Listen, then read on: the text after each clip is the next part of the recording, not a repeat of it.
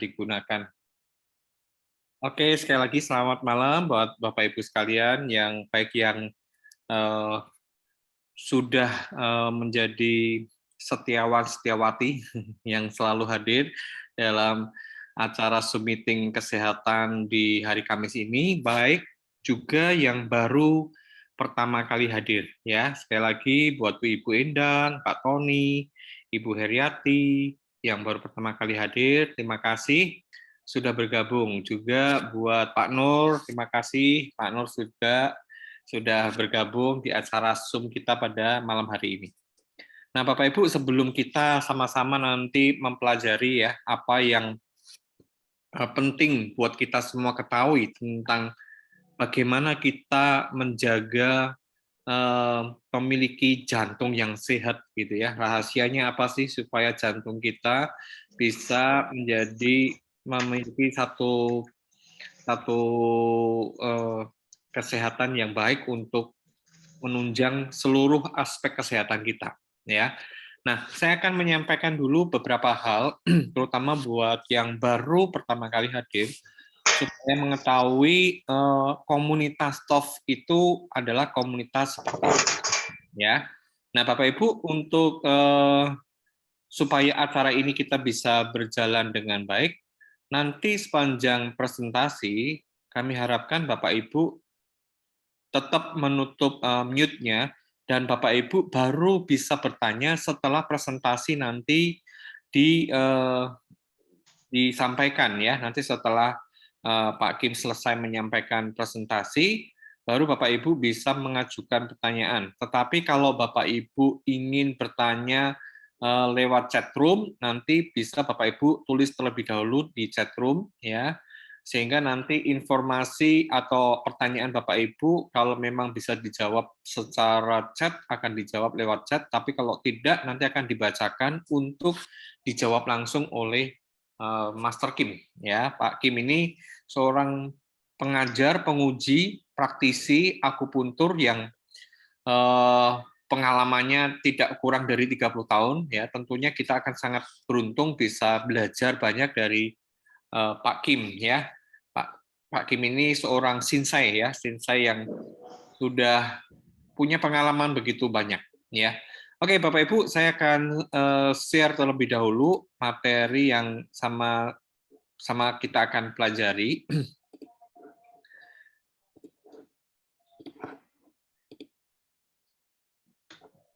Nah, ya, jadi Bapak Ibu, selamat bergabung dalam Zoom meeting komunitas TOF ya. Komunitas sungguh amat baik ya. Komunitas kami ini kami buat sudah kurang lebih 1 tahun lebih ya, 1 tahun lebih 1 bulan ya. Nah, jadi komunitas ini didirikan sejak 17 Juni 2021, memiliki legalitas sebagai yayasan sejak 1 Desember 2021 dengan pendiri dan ketua yayasan sebagai berikut ya. Pendirinya ada 2 orang, yaitu Coach Oscar atau Oscar Wirawan dan saya sendiri Yohanes Handoko. Kemudian ketua yayasan yang kami tunjuk sebagai ketua yayasan adalah Bapak Pendeta Roni Sumantri ya. Nah, kami bertiga didukung dengan segenap pengurus, kurang lebih ada 30 pengurus.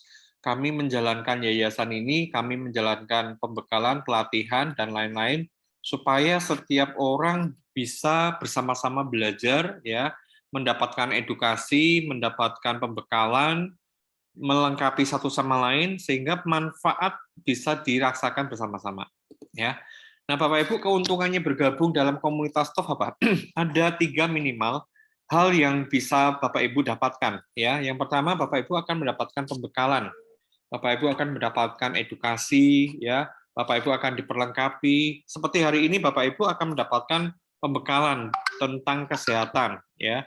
Bahkan Bapak Ibu nggak cuma dapat pembekalan, Bapak Ibu juga berkesempatan nanti mendapatkan konsultasi gratis dari seorang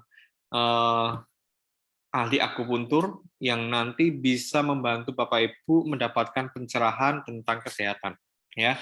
Kemudian ada pelatihan untuk meningkatkan potensi ya. Setiap orang pasti akan mengupayakan potensinya menjadi maksimal. Ya, kami di komunitas memberikan pelatihan-pelatihan, kami juga mengarahkan setiap member kami, leader-leader kami untuk mencapai potensi maksimalnya. Selain itu juga ada pengajaran, yaitu paradigma baru tentang hal-hal yang kita mau samakan, kita mau pahami secara bersama-sama untuk kita jadikan visi kita ke depan, ya. Jadi kita mau menyamakan visi kita, misi kita, supaya dalam komunitas ini ada kesatuan, ya. Jadi apa yang kita lakukan bersama-sama itu ada tujuan yang mau kita capai bersama, ya. Jadi tujuan komunitas TOP ini adalah membangun orangnya, ya. Kita punya satu pemahaman bahwa yang paling penting dalam sebuah komunitas itu adalah orangnya. Makanya orangnya yang harus dibangun, ya. Untuk apa? Untuk mengalami 3S, ya, sehat secara rohani, sehat secara jasmani, dan sehat secara jiwani, ya. Nah, kemudian Bapak Ibu, pada kesempatan hari Kamis ini kita fokus membangun secara jasmani, ya. Jadi sehat secara jasmani dengan terapi, ya. Nah, Bapak Ibu, di dalam komunitas kita dalam membangun gaya hidup sehat, kita mengupayakan gaya hidup sehat tanpa minum obat, ya. Nah, yang kita tawarkan ada dua macam, yaitu terapi air sehat dengan Namora Water atau terapi sel sehat dengan Aethera Care.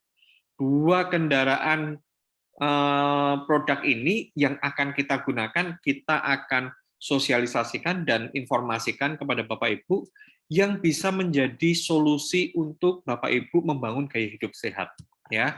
Seperti kita ketahui, air dalam tubuh kita itu 70% tubuh kita itu terdiri dari air. Sehingga ketika kita merubah air yang kita minum menjadi air yang sehat, itu tentu akan menolong tubuh kita menjadi lebih sehat. Demikian juga di dalam tubuh kita itu terdiri dari jutaan bahkan sel-sel yang ada di dalam tubuh kita. Ketika sel-sel yang rusak di dalam tubuh kita, kita terapi untuk kita perbarui menjadi sel-sel yang baru, itu akan menolong tubuh kita menjadi semakin hari semakin sehat, ya. Nah, Bapak Ibu, untuk mempersingkat Bapak Ibu, saya ingin informasikan secara singkat karena pada hari ini fokus kita bukan bicara mengenai produknya, jadi produknya hanya saya sampaikan secara sekilas aja supaya Bapak Ibu juga tahu bahwa di komunitas ini kita memberikan dua solusi produk untuk kesehatan, tetapi hari ini terutama kita mau belajar bagaimana kita bisa menjaga kesehatan melalui organ jantung, ya. Nah, Bapak Ibu, seperti tadi yang saya sudah katakan, 70% tubuh manusia itu terdiri dari air, ya. Cara paling tepat atasi segala macam penyakit yaitu lewat terapi air hidrogen alkali pH 85. Kenapa? Karena ketika tubuh kita yang 70% terdiri dari air, air yang kita minum adalah air yang sehat, itu akan membantu proses pemulihan tubuh kita jadi lebih cepat dan lebih baik, ya. Nah, Bapak Ibu, botol Namora ini punya 9 fungsi, ya. Yang pertama yaitu hidrogenisasi, yaitu antioksidan dengan nanomolekul, ya. Nanomolekul maksudnya molekul dalam kandungan air itu jadi lebih kecil sehingga mudah diserap dalam sel. Kemudian ada ORP, ya. ORP ini adalah oksidan reduction potential, mencegah oksidasi dan kerusakan sel, ya. Kemudian ada oksigenisasi, mengoptimalkan pembentukan ATP sebagai energi bagi sel. Kemudian ada far infrared, ya, menjadikan molekul air yang berenergi dan mengoptimalkan proses detoksifikasinya. Kemudian alkali, memperlancar pencernaan dan mencegah pertumbuhan sel tumor dan kanker. Kemudian ada ion negatif, menduplikasi oksigen dan meningkatkan sirkulasi darah. Yang ketujuh ada magnetasi, yaitu menjadikan air dengan molekul klaster kecil. Kemudian melarutkan vitamin C, ya, sebagai precursor, susah banget ngomongnya, precursor untuk meningkatkan kekebalan tubuh dan meningkatkan kolagen. Ya, yang terakhir sebagai antioksidan, ya, gunanya untuk menangkal radikal bebas. Ya, jadi Bapak Ibu, ketika Bapak Ibu memiliki botol biru Namora ini ada 9 fungsi yang Bapak Ibu bisa dapatkan. Ya, nah manfaatnya apa? Botol terapi biru ini meningkatkan imunitas jelas ya, dan meningkatkan dan mencegah terinfeksinya virus dan bakteri. Jadi Bapak Ibu, pengalaman saya pribadi ketika ada COVID, saya berapa kali terhindar. Karena apa? Karena saya selalu mengantisipasi dengan minum menggunakan botol biru ini. Benar-benar sampai hari ini puji Tuhan, walaupun saya sudah 2 kali merawat, ya, yang pertama merawat istri saya yang kena COVID, kemudian merawat orang tua saya pribadi yang kena COVID, puji Tuhan saya hanya dengan minum melalui botol terapi botol biru ini, saya juga tidak tertular, ya. Kemudian membantu perawatan diabetes, ya, karena kadar gulanya nanti bisa diturunkan. Kemudian mengatur tekanan darah, membantu mencegah dan pemulihan kanker, mengobati reflux asam seperti asam urat, asam lambung, dan lain-lain.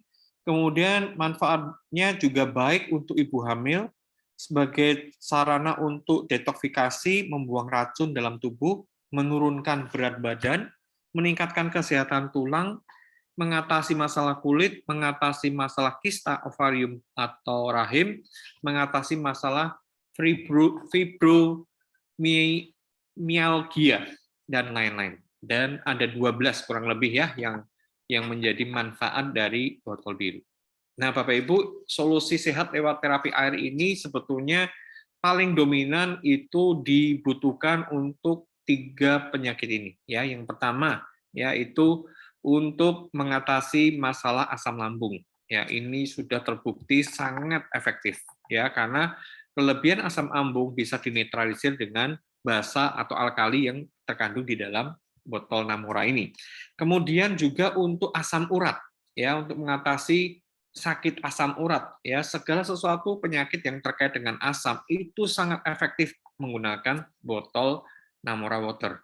Dan yang ketiga yaitu untuk sakit diabetes atau kencing manis ya. Karena kelebihan gula di dalam tubuh itu bisa berangsur-angsur berkurang ketika kita menggunakan botol alkali pH 8,5 dari Namora Water. Ya, Bapak Ibu. Nah, selain itu tentu masih banyak manfaat yang bisa diterima, tetapi 3 ini yang menjadi utama ketika orang-orang memanfaatkan produk ini, langsung ini terasa manfaatnya. Ya. Nah, Bapak Ibu, dampak radikal bebas itu ada banyak sekali ya. Ini saya mencatat kurang lebih ada 10 yang saya temukan, tetapi lebih dari ini orang-orang yang mengalami masalah radikal bebas itu banyak sekali ya.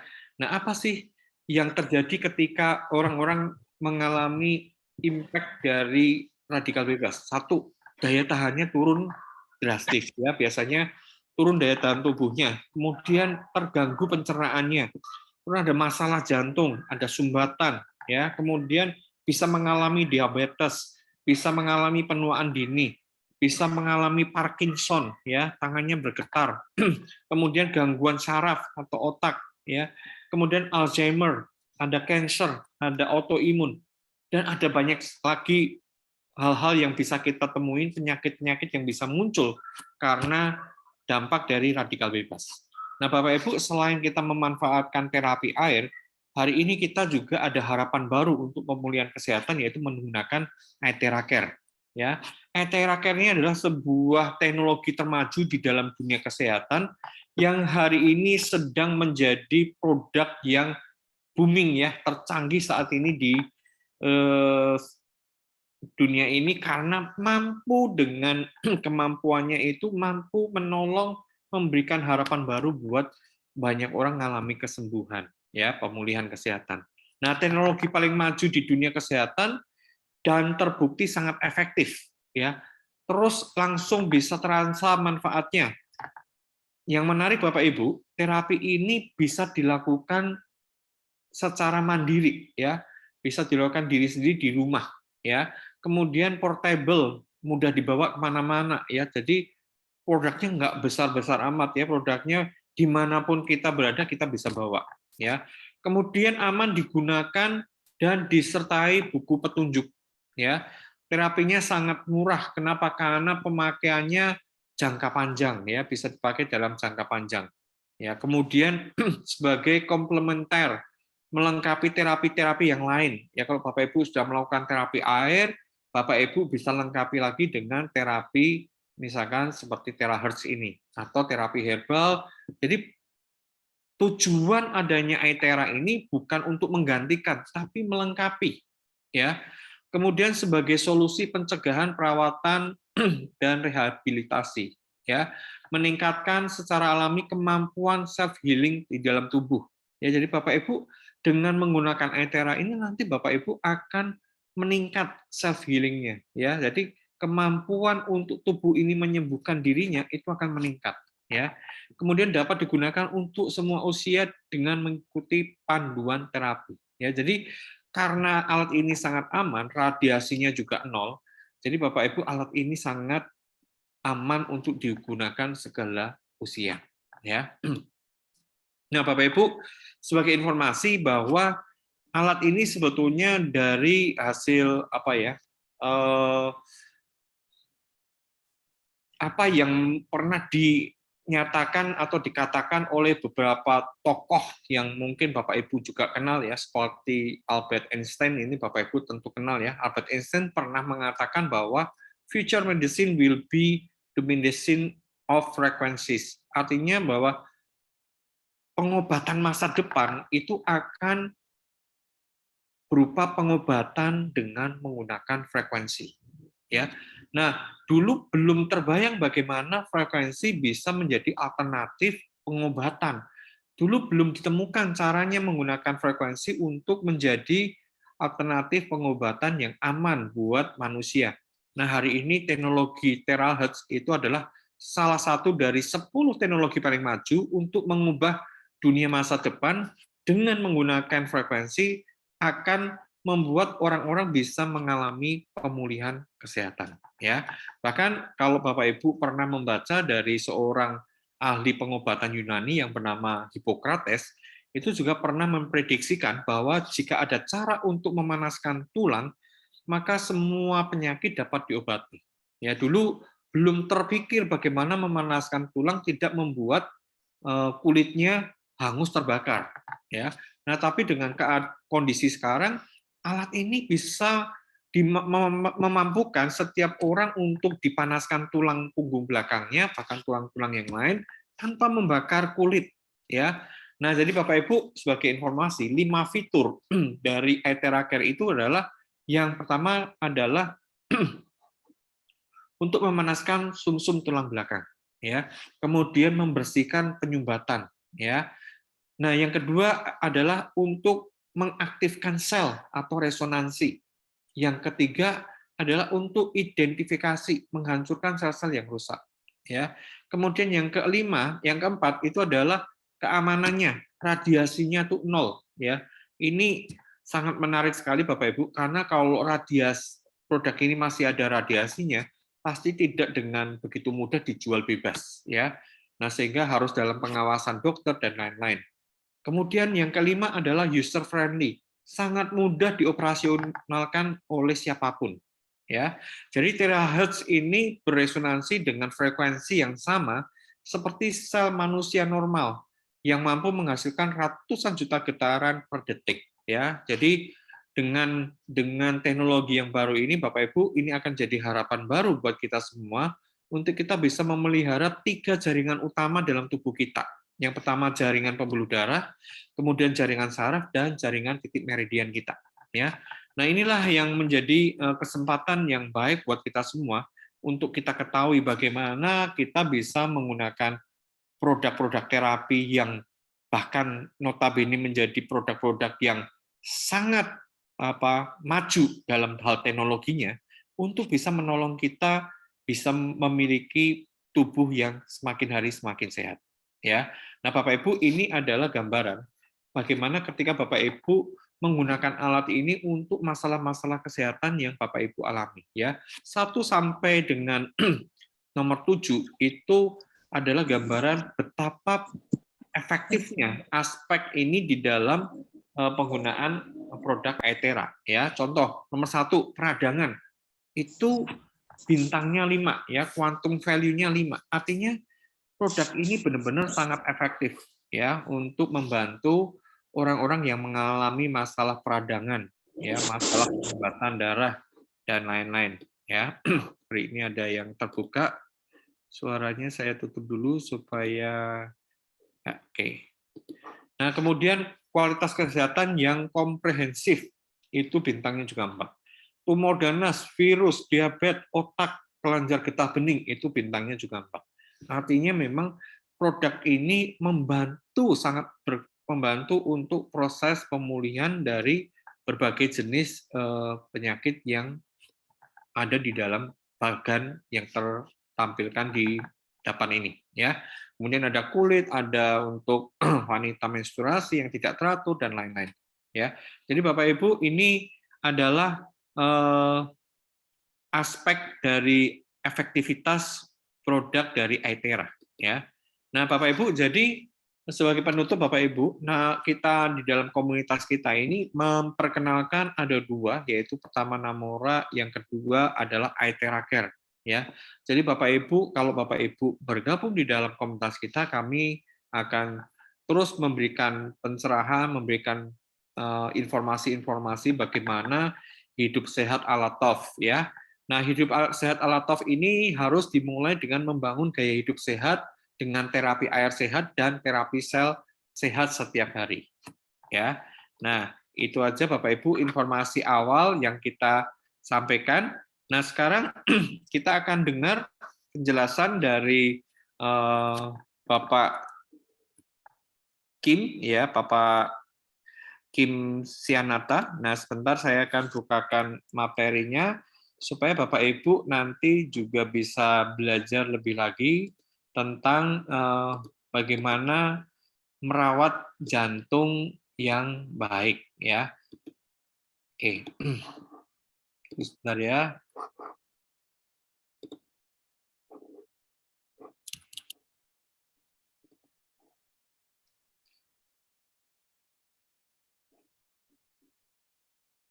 Ya, Pak Kim, apakah Pak Kim standby? Nah, jadi Bapak Ibu, sebentar kita akan masuk kepada pokok pembahasan kita, edukasi kita, dan konsultasi pada malam hari ini. Ya, jadi Bapak Ibu nanti akan sama-sama ya mengetahui rahasia menjaga kesehatan melalui organ jantung ya oleh pakar kesehatan Master Sinsai Kim Sianata ya. Nah Bapak Ibu tentu hari ini semuanya yang hadir di dalam acara kali ini pasti memiliki organ jantung.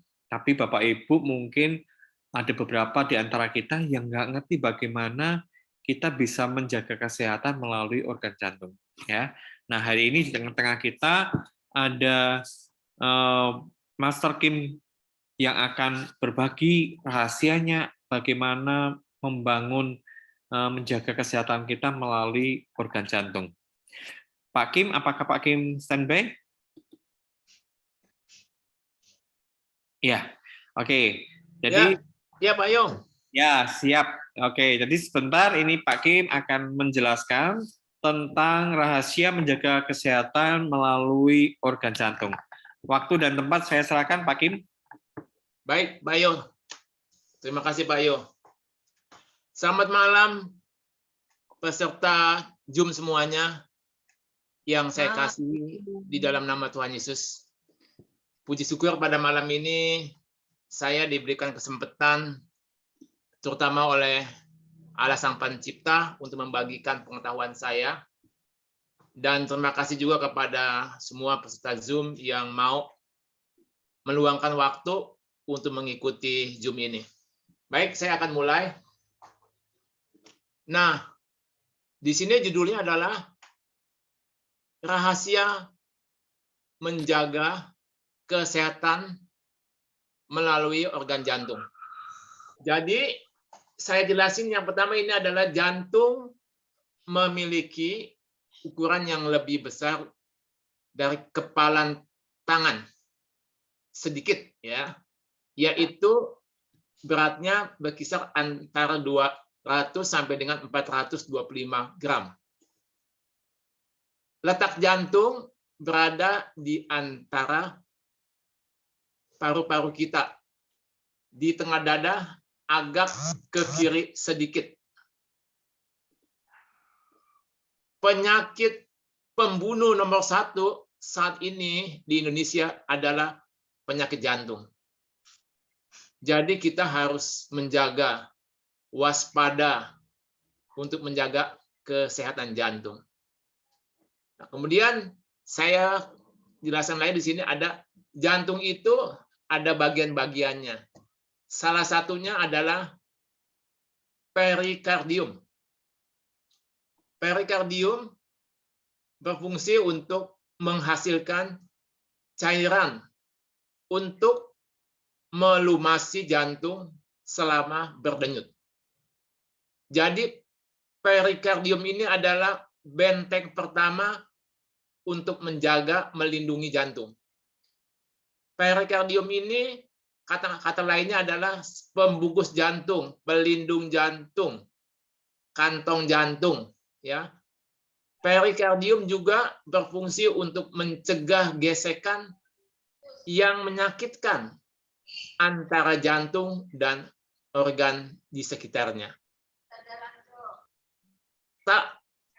Tidak hanya itu, perikardium juga berfungsi untuk menjaga dan menahan jantung agar tetap berada dalam posisinya. Yang kedua adalah serambi atau atrium. Serambi atau yang dikenal sebagai atrium terbagi menjadi 2 bagian, yaitu bagian kiri dan bagian kanan. Serambi kiri menerima darah bersih dari paru, sedangkan serambi kanan untuk menerima darah kotor dari tubuh yang dibawa oleh pembuluh darah. Kemudian yang ketiga ada bilik jantung atau ventricle. Sama seperti serambi, bilik atau ventricle juga memiliki 2 bagian, yaitu bagian sisi kanan dan bagian sisi kiri. Namun perbedaannya, bilik terletak pada bagian bawah jantung. Selain itu, bilik kanan memiliki fungsi untuk memompa darah kotor dari jantung ke paru. Tugas bilik kiri adalah memompa darah bersih dari jantung ke seluruh tubuh. Satu lagi perbedaan bilik dan serambi adalah dinding bilik jauh lebih tebal dan berotot dibandingkan dengan serambi.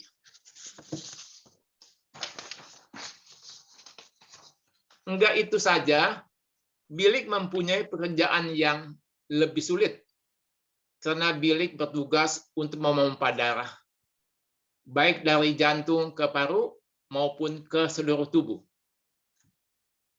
Nah, fungsi organ jantung yang terpenting adalah mengalirkan darah kita ke seluruh tubuh agar tubuh kita mendapatkan makanan, mendapatkan darah. Darah adalah makanan buat tubuh kita. Kalau jantungnya sakit, bisa terganggu penyaplaian makanan ke seluruh tubuh kita. Bila jantungnya sakit, maka terganggulah kesehatan tubuh kita. Bahkan organ-organ tubuh kita yang lain akan terkena dampaknya. 2, jantung ini menguasai jiwa. Jiwa itu terdiri dalam bahasa Indonesia adalah jiwa itu terdiri pikiran, emosi, dan kehendak.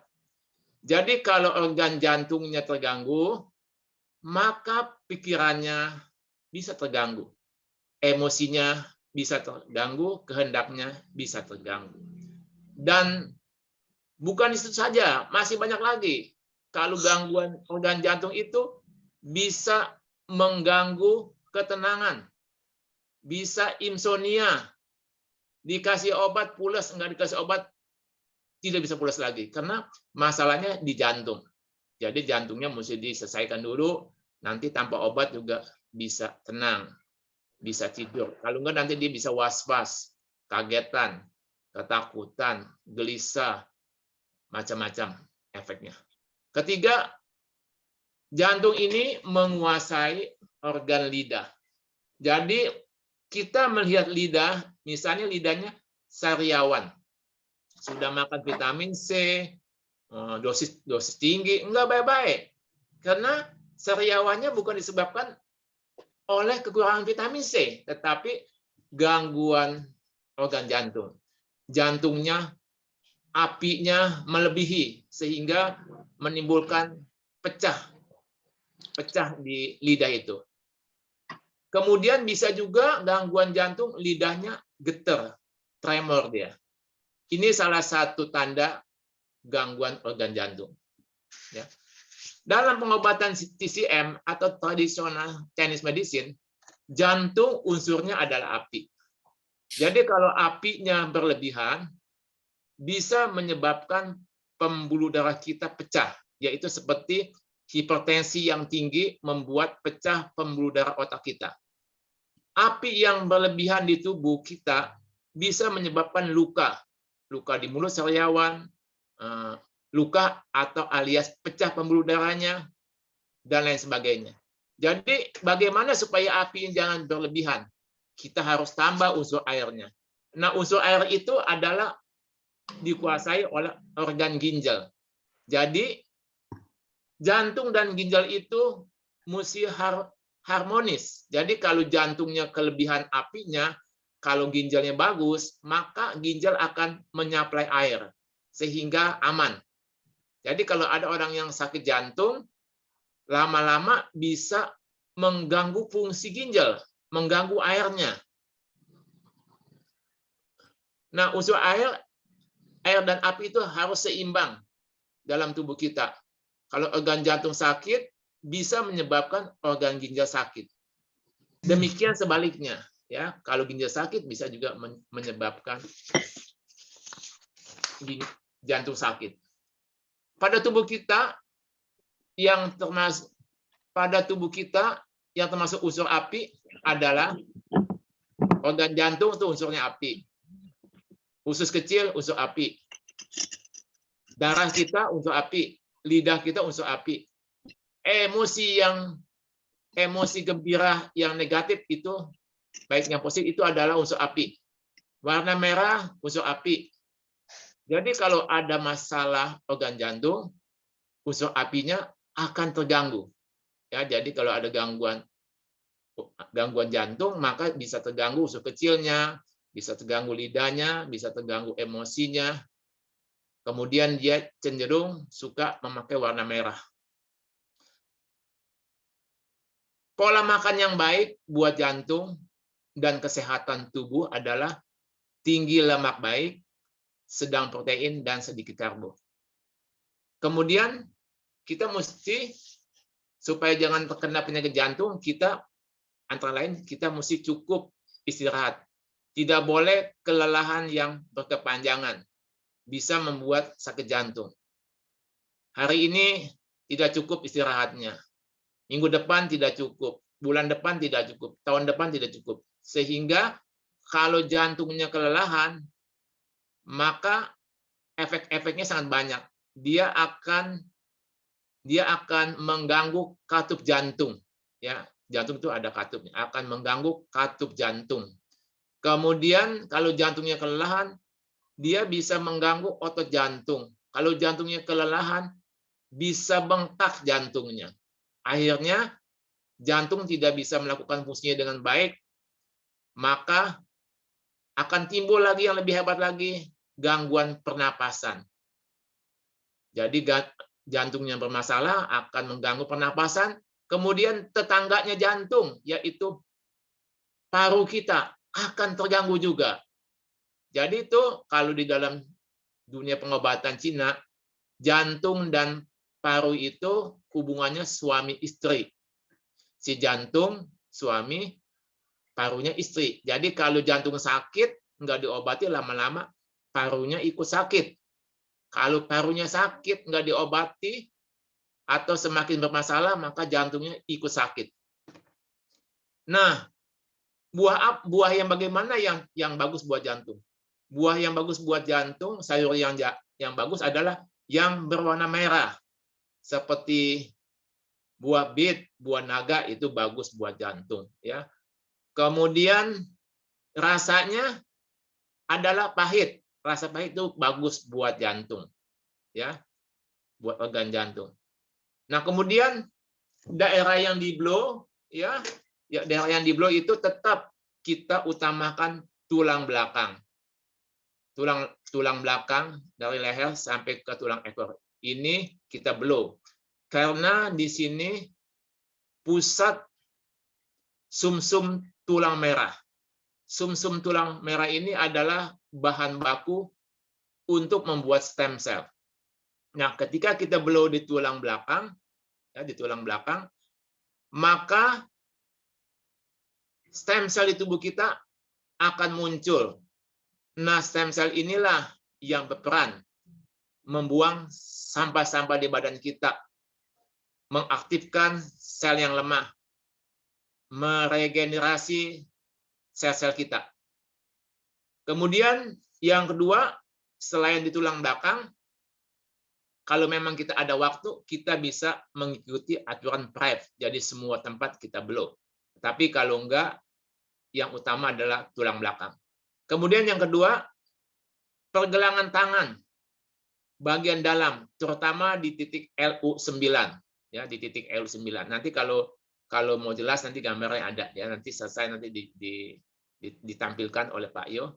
Kemudian yang ketiga, pergelangan kaki. Nah, LU9 ini, titik LU9 ini adalah titik yang mendominasi atau menguasai pembuluh darah arteri. Pembuluh darah arteri adalah pembuluh darah yang mengalirkan darah dari jantung ke tubuh kita. Sedangkan di pergelangan kaki, di sekitar pergelangan kaki itu ada titik GB38.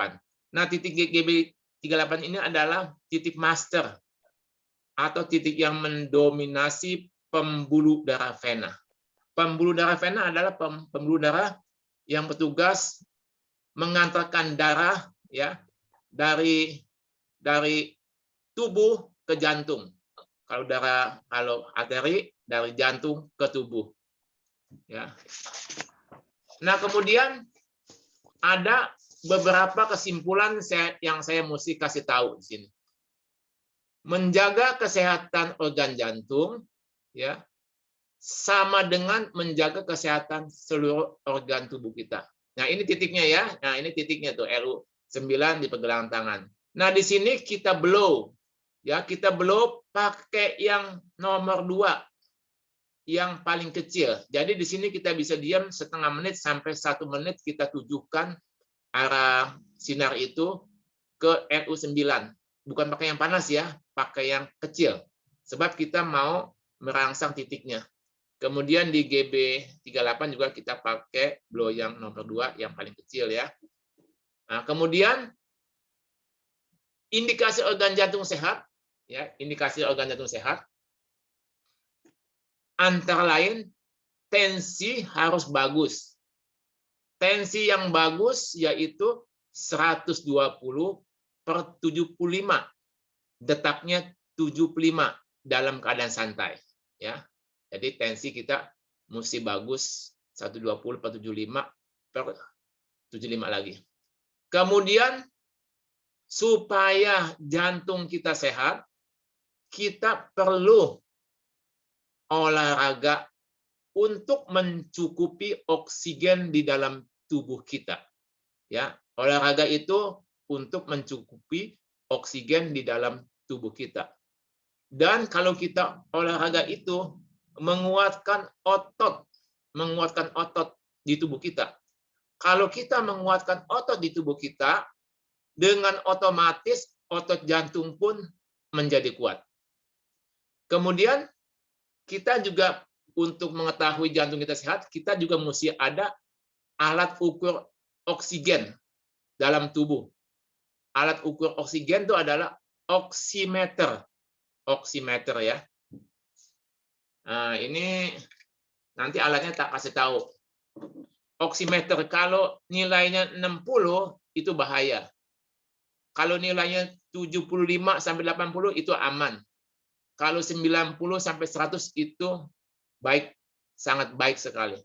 Nah, ini juga ada titik tambahan lagi untuk jantung ya. Ini ada BA13, 14, 15. Ini kita boleh blow di sini ya.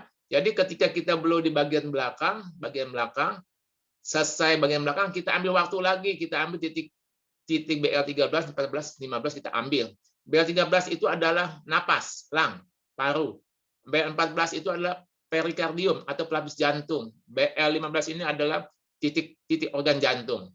Jadi ini kita tembakan dengan alat blow arterial care itu dengan yang paling kecil. Kita diamkan di situ. Kalau pakai yang kedua kita diamkan, apalagi yang terakhir ya, itu panas, tidak tahan dia. Pakai yang ke satu sebab kita bukan mengambil panasnya di sini, kita mengambil gelombang arterial heart-nya. Kita tujukan kepada titik ini selama setengah menit sampai 1 menit ya. Nah, kemudian di tubuh kita ya, supaya darah kita juga bagus, zat besinya mesti cukup. Mesti cukup. Jadi mutu darah yang bagus itu zat besinya harus cukup. Sebab zat besi ini penting di dalam tubuh kita untuk memperbaiki mutu hemoglobin. Kemudian minum air yang berkualitas ya, seperti yang tadi Pak Yo sampaikan, minum air yang berkualitas ya. Nah, itu jadi penting minum air yang berkualitas. Kemudian kita mesti olahraga. Sekali lagi saya tekankan, kita di dalam tubuh kita itu kita membutuhkan ya, membutuhkan udara itu. Kita kalau menghisap udara itu satu hari yaitu 11.000 liter per hari. Itu oksigen murninya hanya 20%. Jadi kalau kita itu di sini cuma 2.200 liter oksigen murni yang kita butuhkan setiap hari. Kemudian kita tadi ngomong tentang tentang kesehatan jantung sangat ada hubungannya dengan stem cell. Jadi makanya tulang ini mesti kita jaga kesehatannya. Nah, tulang ini adalah komposisi tulang itu yang terbanyak adalah senyawa kalsium. Senyawa kalsium itu sangat banyak sekali di dalam tulang kita. Nah, kemudian komposisi darah. Ya tadi udah dikasih tahu komposisi darah itu ada 70% air ya. Nah, di dalam darah itu juga ada yang lain-lain. Seperti ada 7% protein ya. Di situ juga ada yang namanya plasma darah. Itu kurang lebih ada 55% ya, plasma darah itu. Jadi untuk kita bisa menjaga jantung tetap sehat, kita mesti menjaga makanan yang kita makan. Sebab makanan yang kita makan itu adalah untuk membentuk darah kita. Kalau mutu makanan yang kita makan baik, maka mutu darah kita bagus. Ketika mutu darah kita bagus, itu akan meringankan tugas jantung. Kalau kita minum air yang baik, itu akan meringankan tugas jantung. Kalau kita berolahraga, otot tubuh kita menjadi kuat, dengan otomatis otot jantung kita kuat. Ketika otot jantung kita kuat, maka beban yang seberat apapun, dia lebih mudah menanggungnya. Ya. Demikian penjelasan mengenai bagaimana supaya tubuh kita menjadi sehat melalui organ jantung. Jadi kalau organ jantungnya sehat, maka dengan otomatis makanan-makanan yang diperlukan oleh seluruh tubuh kita bisa disuplai oleh jantung, karena jantung dapat memompahkan darah dengan sebaik mungkin. Sampai di sini, nah ini ada kalau sampai ada masalah gangguan jantung, di sini ada tanda-tandanya ya. Tanda-tanda gangguan jantung itu minimal kita mesti tahu. Tanda-tanda sakit jantung itu adalah seperti nyeri, seperti ditekan di bagian dada, ya, kayak ada beban di dada kita itu, ya, merasa tertekan, kayak ada beban itu. Kemudian yang kedua, nyerinya menyebar, bisa sampai ke lengan, ke punggung, ke bahu, ke leher, bahkan sampai ke rahang, ya. Itu tanda-tanda ada gangguan jantung. Kemudian sulit bernafas, napas pendek, ya. Kemudian irama jantung tidak beraturan, ya. Kemudian bisa pusing, juga bisa timbul keringat dingin, yang keringatnya gede-gede itu menandakan salah satu tanda daripada serangan jantung. Kemudian mual, ya, muntah, kemudian tubuh merasa lelah sekali. Ya, itulah sedikit tentang penjelasan mengenai jantung. Nah, ini ada makanan sehat buat jantung, ya. Ini makanan sehat buat jantung adalah umbi teratai. Ini ada pengalaman di klinik saya, ada pasien bocor jantung, ya. 1,5 bulan saya kombinasi dia makan umbi teratai di jus, ya, di jus. Kemudian saya minta dia konsumsi bawang putih. Kemudian ada satu macam lagi herba Cina namanya Swancaoren. 3 macam ini dia konsumsi selama 1,5 bulan, dia sembuh total. Sembuh total. Bagaimana saya tahu sembuh totalnya? Jadi kalau ada yang gangguan bocor jantung, itu pasti detaknya tinggi. Waktu itu pasien saya detaknya di atas 120 lebih per menitnya. Setelah saya lakukan terapi dengan ini, ya, umbi teratai, bawang putih, Swancaoren, dan tusuk jarum, kembali detak jantungnya menjadi 75 kali per menit. Jadi saya simpulkan, Ibu, kalau detak jantungnya sudah seperti ini, artinya bocor jantungnya sudah sembuh. Kemudian dia cek ke rumah sakit, ternyata betul sudah sembuh. Sampai saat ini anaknya bisa kuliah dan sekarang sudah tidak makan tidak makan umbi teratai, bawang, semua dia sudah stop dan sudah tidak makan obat. Obat pun kalau dia makan sekali-sekali kalau misalnya memang perlu begitu, tapi dia tetap siapin obat. Demikian penjelasan saya, ya. Nah, ini Coach Yo ada alat untuk namanya ini, ya, oksi, ya, oximeter ini saya Pak Yo alatnya nih Pak Yo. Ya. Ini alatnya saya kasih tahu. Ya. Fungsinya apa itu Pak, alat, supaya dijelaskan sekalian?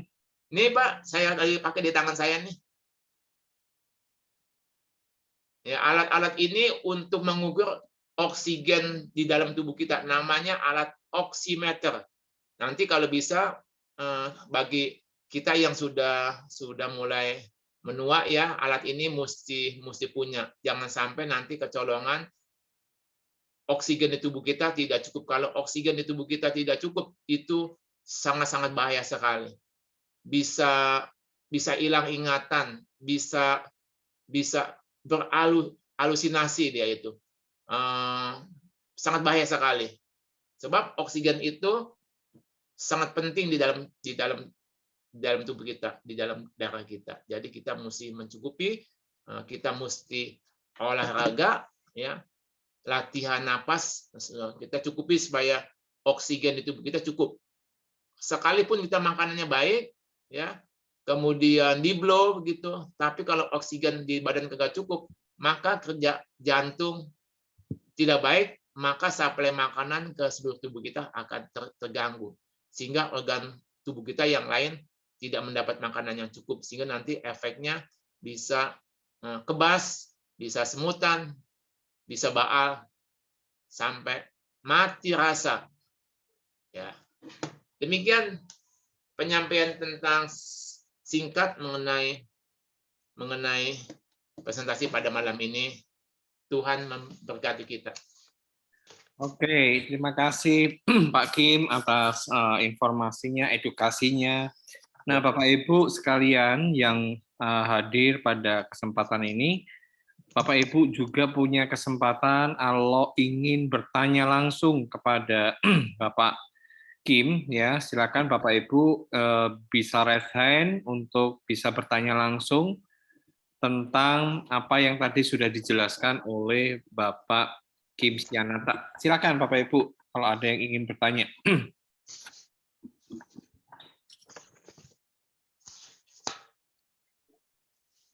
Ada yang ingin bertanya, Bapak Ibu? Ada yang ingin diketahui dari apa yang tadi sudah dijelaskan?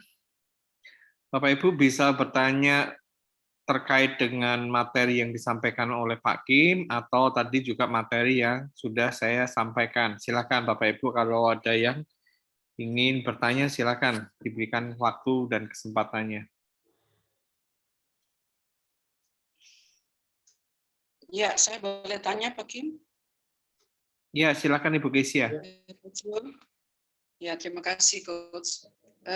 Pak Kim, saya mau nanya tentang tensi. Tensi tadi dibilang kalau yang sehat itu 120/75 ya?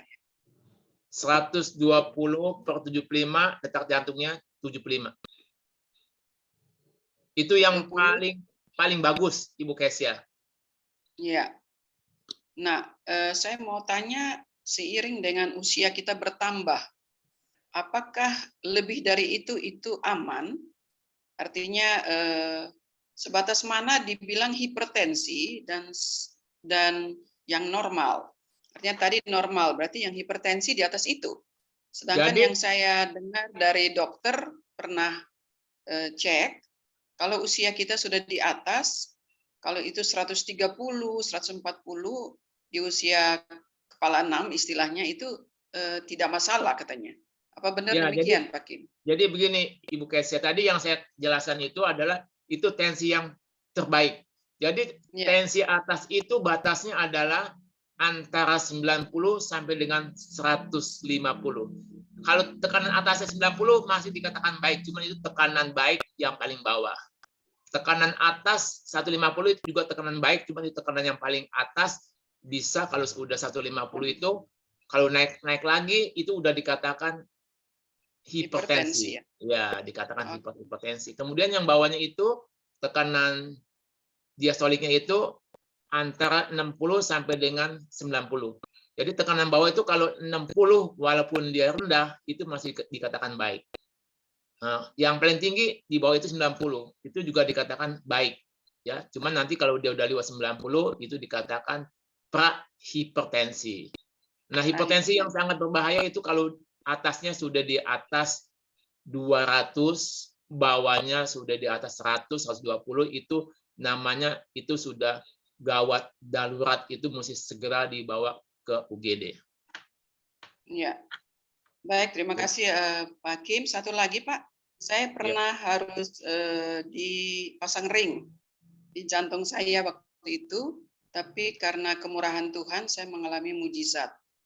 Walaupun demikian saya tetap mengikuti arahan dokter untuk dicek pembuluh darah saya, dan waktu itu semuanya baik-baik saja, tidak ada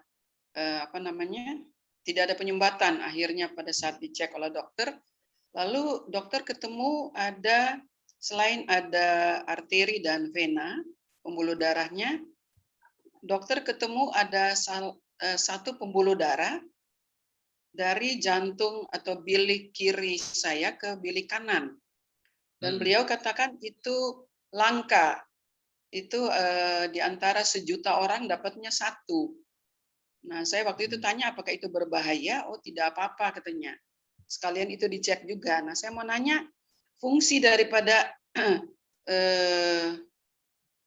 pembuluh darah yang dari bilik kiri ke kanan itu ada fungsinya atau gimana Pak Kim? Saya waktu itu lupa tanya ke dokter gitu.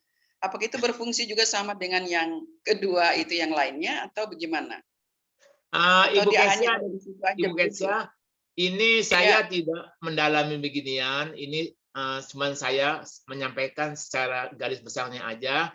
Jadi sebetulnya yang saya sampaikan yang terpenting, Ibu Kesia adalah harus melakukan hal-hal yang penting membuat jantung kita sehat. Ya, jadi misalnya membuat jantung kita sehat itu adalah mutu darah kita harus bagus. Jadi ini yang utama yang Ibu Kesia mesti tahu. Kedua, bagaimana supaya mutu darah kita bagus? Nah, darah kita itu isinya adalah kurang lebih bisa 40% air itu, kurang lebih. Nah, kita mesti minum air yang berkualitas. Kemudian selain air yang berkualitas, kita juga mesti pola makan yang baik. Pola makan yang baik itu adalah untuk saat ini yang saya ketahui adalah banyakin lemak baik, sedang protein, sedikit karbo. Lemak baik itu seperti buah alpukat, omega 3, minyak zaitun yang extra virgin, VCO atau virgin coconut oil, termasuk biji-bijian seperti kacang almond, ya. Dan itu makanan yang terbaik sehingga nanti ketika ada penyumbatan di pembuluh darah, dia secara cepat atau lambat dia akan lepas. Jadi orang saat ini yang dipentingkan tuh ngecek jantung segala apa itu bagi saya tuh boleh aja dicek. Tapi yang terpenting adalah kita menjaga kesehatan jantung. Ketika kita menjaga kesehatan jantung, maka dengan otomatis kita juga menjaga kesehatan organ yang lain. Karena jantung ini adalah tugas utama dia adalah mengalirkan darah kita. Nah, darah kita itu adalah gizi, makanan yang sangat baik untuk kesehatan otak kita, ginjal kita, lever kita, limpa kita, semua butuh makanan. Nah, makanan itu adalah darah kita. Ya, begitu Kesia penjelasan saya. Terima kasih. Ya. Baik, terima kasih Pak Kim. Iya, sama-sama Ibu Kesia. Ya, oke. Ada lagi Bapak Ibu yang ingin bertanya?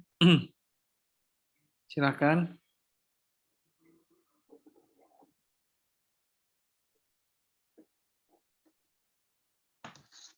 Di itu tuh Pak Yo di chattingan Pak Yo. Nggak ada yang bertanya sih di settingan. Oh, nggak ada ya? Nggak ada. Nggak ada, cuma minta rekaman aja. Oh, rekaman aja. Ya, Bapak Ibu yang nanti butuh rekaman untuk acara malam hari ini nanti bisa minta leadernya masing-masing yang mengundang ya. Besok disiapin ada 2 rekaman sebetulnya yang minggu lalu juga ada, cuman yang minggu lalu sedang diproses oleh Bapak Septianus Siregar, nanti kalau sudah masuk ke YouTube akan dibagikan ke kita semua. Ini ada pertanyaan dari Ibu Shirley. Pak Kim, kalau mau terapi pakai Aethera, jantung bocor, daerah mana yang harus di-blue? Ya, jantung bocor itu disebabkan kelemahan klep jantung. Jadi dengan otomatis kita mesti memperhatikan bahwa jantung itu di dalam pengobatan Cina adalah unsurnya api. Jadi ketika kita untuk ngeblow penyakit jantung itu, kita tidak boleh pakai yang paling panas. Kita lebih mengutamakan memakai gelombang Aethera head-nya. Ya, jadi jangan, sebab kalau panas itu dia akan memacu detak jantung lebih cepat lagi. Sedangkan kalau jantung bocor itu detaknya minimal di atas 100. Saya ada pasien saya bocor jantung itu detaknya 120. Jadi kalau dipakai yang panas atau yang sedang panasnya, dia akan menaikkan detak jantung lagi. Sehingga nanti kalau detak jantungnya semakin tinggi, nanti dia bisa menyebabkan tensinya naik dan menyebabkan kelelahan, pingsan. Begitu Ibu. Jadi di blow-nya tetap seperti biasa di tulang belakang kita blow, cuman kita pakai jangan pakai yang panas. Nanti kalau sudah meninggalkan area jantung di bawah pinggang, kita boleh pakai yang panasnya sedang sampai yang paling panas.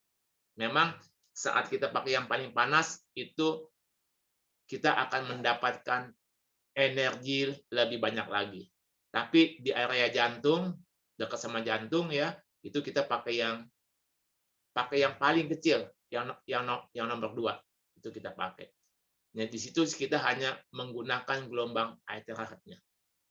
Nah, Ibu blow setinggi ketiak Ibu. Yang tadi ditunjukkan gambarnya sama Pak Yo itu ya, DL 13, 14, 15, Ibu boleh blow semuanya itu. Kemudian Ibu jangan lupa ngeblow di bagian pinggang ya, di pinggang itu setinggi pusar ada di belakang itu adalah titik BL23, dia unsurnya air. Sehingga nanti fungsi airnya menjadi lebih baik lagi sehingga bisa menenangkan kerja jantung, sehingga bisa membuat nanti detak jantungnya semakin kecil. Jangan lupa Ibu mesti makan ya, ini dia nih BL13, 14, 15 ya. Ini ya Ibu blow ini di sini. Nah, Ibu blow di sini setengah menit sampai 1 menit Ibu jujuh ya. Ibu arahkan ke titik BL 13, 14, 15 masing-masing setengah menit ya. Ibu arahkan di sini. Ya, pakai yang paling kecil, Bu. Jadi tidak panas. Kalau Ibu diemin aja pakai yang paling panas dia bisa melepuh nanti. Nah, kemudian Ibu mesti blow di bagian pinggang ya, di bagian pinggang Ibu mesti blow ya. Di bagian pinggang itu setinggi pusar ada di belakang ya. Ini di sini ada nih BL23 tuh Ibu. Ibu lihat tuh gambar di sebelah kanan ya, itu BL23 itu adalah untuk menenangkan fungsi jantung yang bocor Ibu. Nah, kemudian Ibu mesti makan umbi teratai. Jadi orang yang bocor jantung itu makan umbi teratai sangat bagus sekali. Sangat bagus sekali. Nah, buah umbi teratai itu mempunyai keanehan. Itu bukan kayak ubi kayak singkong ya. Kalau ubi singkong kita rebus itu bisa empuk. Kalau umbi teratai digodok nggak bisa empuk-empuk, Bu. Jadi mentahnya sama matangnya digodok sama aja. Keras juga deh itu, buah aneh ini. Jadi itu menunjukkan bahwa serat umbi teratai itu sangat kuat sekali, sehingga nanti kalau udah kita minum ini, jusnya kita minum nanti dengan kebaikan Tuhan bocor jantungnya hilang. Demikian Ibu. Terima kasih Pak Kim. Ya, sama-sama. Jadi Ini ada lagi pertanyaan, Pak Kim, bagaimana jika ada penyumbatan di otak? Seseorang mengalami stroke bagian tubuh kanannya, bagian mana yang harus di-blow? Jadi kalau dia stroke di bagian kanan, yang kena itu otak sebelah kiri.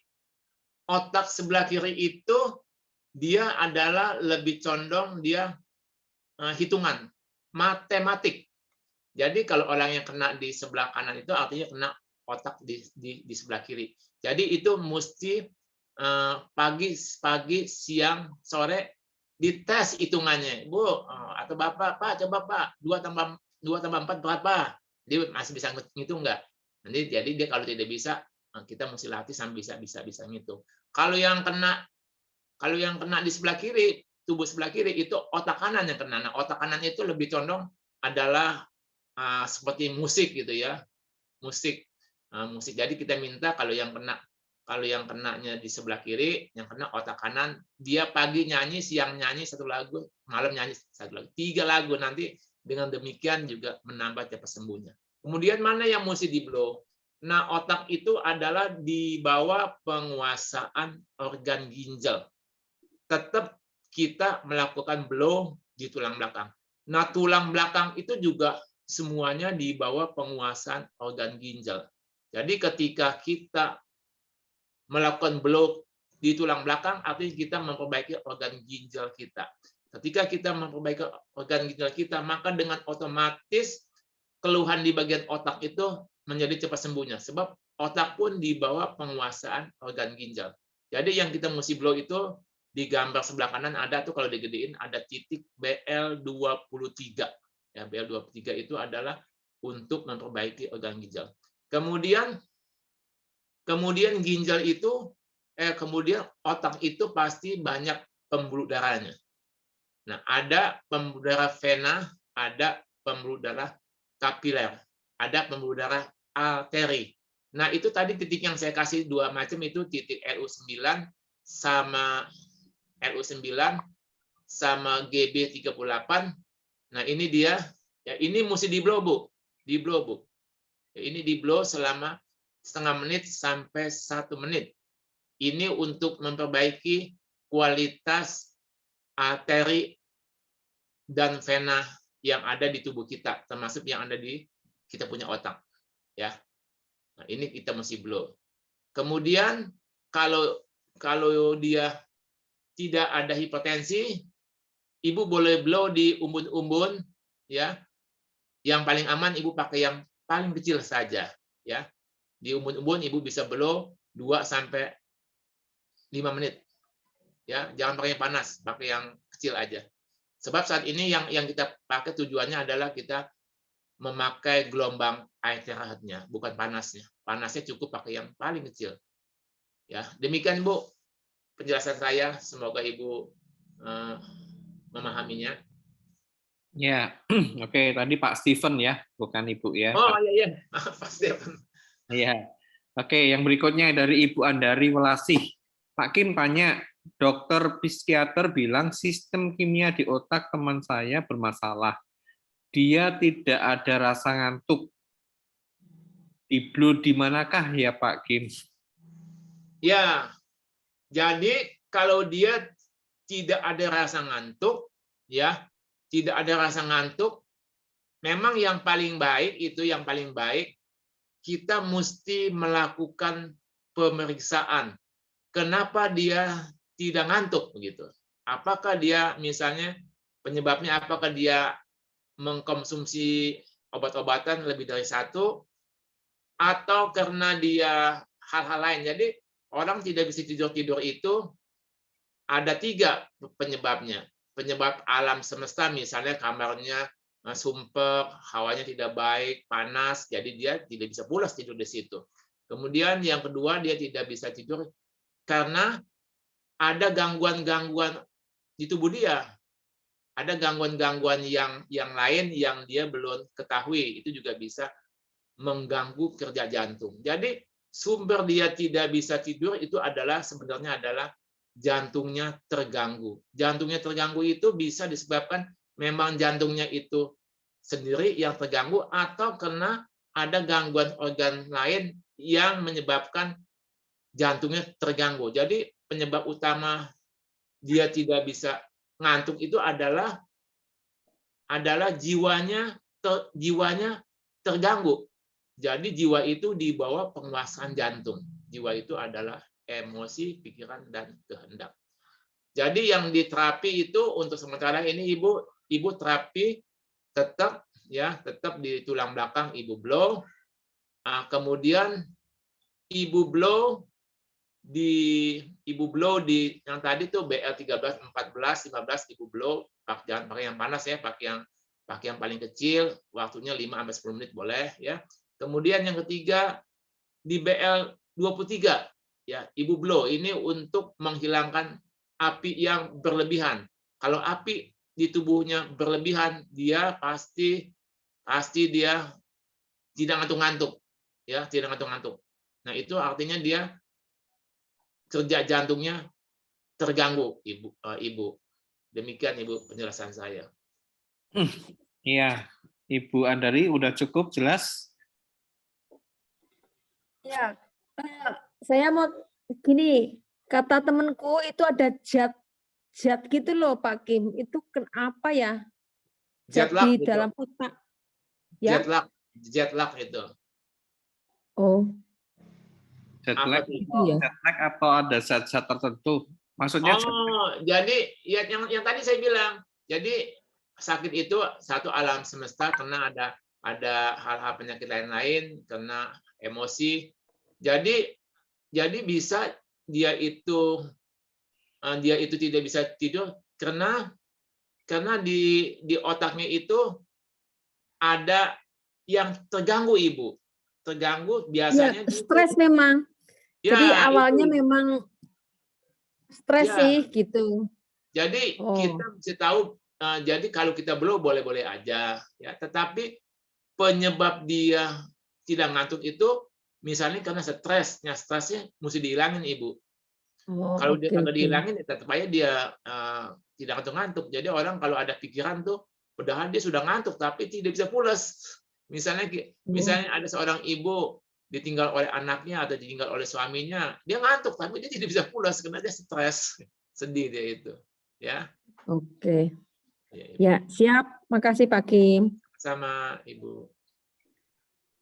Ya, silakan. Bapak Ibu, ada lagi yang mau bertanya? Ya, Ibu Leonora, silakan. Oke. Pak Kim, selamat malam Pak Kim. Terima kasih Pak Yo untuk kesempatannya. Sama-sama. Tanya sama Pak Kim. Tadi Pak Kim bilang bahwa jantung itu kan unsurnya panas ya. Ya, api. Panas. Nah, pertanyaan saya Pak, kalau kita makan makanan-makanan panas itu, karena saya tuh selalu kalau bangun pagi itu Pak Kim, saya selalu minum air hangat, air panas. Bu, kalau minum air hangat boleh, tapi kalau air panas jangan ya. Maksud saya air hangat Pak, air hangat Pak. Air panas jangan Bu, itu bisa mabuk. Maksudnya air hangat, jadi setiap pagi atau setiap malam itu kalau saya bangun gitu ke toilet, baliknya itu saya pasti minum air tuh, air hangat gitu Pak. Pertanyaan saya dengar ada ini juga, iklan juga bahwa kalau orang yang suka ke toilet malam itu karena ginjalnya sudah bermasalah dan lain sebagainya. Saya itu kalau ini ada hubungannya, saya kalau tidur itu Pak bisa satu malam itu bisa 2 kali 3 kali ke belakang. Karena terus kembali dari sana saya harus minum air hangat itu Pak. Itu satu pertanyaan saya. Kedua, kalau kita makan makanan panas itu berpengaruh nggak Pak ke jantung? Yang hangat ya, bukan panas ya. Hangat maksud saya hangat, iya hangat. Iya Ibu. Nah jadi Ibu kalau Ibu minum air hangat itu bagus sekali, nggak apa-apa Ibu, ya nggak apa-apa. Sebab air hangat itu di situ mengandung energi Ibu, ya mengandung. Jadi kalau kita minum air hangat, kita namanya mendapatkan energi instan, langsung bisa digunakan. Kalau kita makan, kita bisa mendapatkan energi setelah makanan itu diolah oleh organ tubuh kita, ya. Nah, kemudian kenapa malam suka buang air kecil Ibu? Itu banyak permasalahan Bu. Misalnya Ibu sudah jam 8 Ibu minum banyak. Nah, itu juga bisa menyebabkan malamnya Ibu bolak-balik pipis juga bisa, itu satu ya. Jadi Ibu makanya kalau Ibu minum banyakin pagi sama siang Bu. Misalnya kita minum jatahnya 2 liter. Jadi 2 liter itu kita habisin pagi sampai siang. Sorenya hanya sebagai tambahan. Ketika kita makan kita minum dikit ya. Jadi minumnya banyakin pagi sampai siang. Sehingga kita malamnya sudah tidak banyak buang air kecil lagi, Ibu. Satu itu Bu ya. Kemudian yang kedua, Pak Kim saya minumnya sudah dikit tapi bolak-balik kencing aja. Itu pasti ada masalah penyumbatan di filter ginjal Ibu. Jadi kalau filter ginjal kan di filter ginjal kita itu banyak lubang Bu, jutaan lubang, bahkan lebih Bu. Jadi ginjal kita itu banyak lubang kecil-kecil sekali itu buat filter. Nah, filter itu pada mampet Bu, sehingga waktu Ibu mau air dari ginjal itu mau masuk ke kantong kemih, dia netes Bu, dikit-dikit. Jadi Ibu bolak-balik kencing. Nah, itu mesti Ibu minum air minimal air yang tadi dijelaskan oleh Pak Yo. Kemudian air yang Pak Yo itu di-blow lagi dengan air terahat, Bu. Ibu lakukan ini selama. Jadi itu feeling saya, dugaan saya itu Ibu ini ginjalnya ada filternya ada yang tersumbat, Bu. Tapi bukan gangguan ginjal ya, ada yang tersumbat. Jadi kalau Ibu enggak tuntasin nanti ginjal itu nanti akan menimbulkan batu ginjal Ibu. Menimbulkan batu ginjal. Nah, Ibu mesti minum. Saya juga pernah ngalami begitu, Bu. Jadi Iya, Pak. saya lakukan minum yang banyak, Ibu. Nah, minum yang banyak, Iya. udah ginjal saya sudah kencing saya sudah biasa lagi. Oke. 4 jam, 5 jam baru pipis. Kalau enggak saya setengah jam, 1 jam udah pipis lagi, bolak-balik. Itu ternyata ginjalnya mampet, Ibu. Oh, Ginjalnya mampet. gitu. Tapi bukan sakit ginjal, Bu. Iya. Filter ginjalnya itu ada yang lubangnya ada yang tersumbat, Ibu. Nah, Ibu minum air yang tadi yang Coach Yo bilang itu ya, Pak Yo bilang, kemudian Ibu blow lagi dengan air terheat, dengan kebaikan Tuhan mudah-mudahan sebulan saja sudah tuntas, Ibu. Iya, oke. Ya. Oke. Terima kasih Pak Kim. Ya, sama-sama. Ya. Ya, Ibu Leonora, terima kasih. Nah, Ya, Pak Kim, ini ada pertanyaan lagi dari Kak Shirley nih. Pak Kim, setelah terapi, selain 4 jam baru boleh mandi, dan berapa jam baru boleh makan? Jadi sebetulnya kalau kita melakukan terapi dengan air terheat selama 30 menit, ya, atau 20 menit, itu seperti kita melakukan olahraga. Ya, seperti kita melakukan olahraga, badan kita langsung basah, panas. Demikian juga kalau kita olahraga juga badan kita panas. Jadi metabolisme kita sedang aktif, kemudian kita punya pori-pori kulit kita mulai terbuka, panas. Jadi istilahnya kalau gelas kita masukin air panas, kemudian kita buang airnya, kita masukin es, dia kalau mutu gelasnya tidak bagus, dia akan pecah. Jadi kalau kita mandi, ya habis lakukan blow selama setengah jam kita mandi, kalau tubuh kita tidak kuat, lemah, kita akan mengalami sakit nanti. Jadi sebaiknya kita menunggu yang aman, sebab kita melakukan blow ini adalah seperti kita melakukan olahraga, mengaktifkan metabolisme di dalam tubuh kita. Jadi sebaiknya kita minimal kalau kita habis melakukan blow, kalau kita mau makan minimal 2 jam lah gitu. 2 jam baru kita makan. Kita minum habis blow kan kita minum, nanti habis minum kita tunggu 2 jam ya. Minimal ya kalau kita rasa tubuh kita aman ya minimal 1 jam lah Ibu. Ya. Tapi dengan catatan makan yang baik itu jangan makan kenyang Bu, sampai begah Bu. Ya kita makan seperlunya aja. Demikian Ibu. Ya, Pak Kim.